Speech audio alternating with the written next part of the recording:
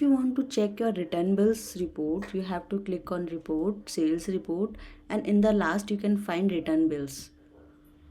So here firstly you have to select your store, which store data you want to check, and after that the date range, from which date to which date you want to check your returns bill report. So let me select the date. After selecting the date you have to click on refresh. So here only one bill is returned on the date of 30th July. Here the customer details, name, number and gender, bill date and time, and total bill amount is 1050 rupees.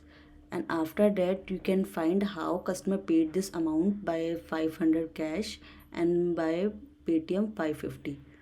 So you receive this amount by this option, and in the last you can find the return reason of this bill.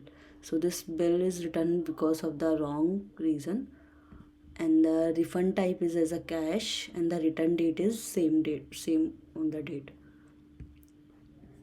So like that you can find your return bills report. And also if you click on your bill ID numbers, so you can find your bill preview.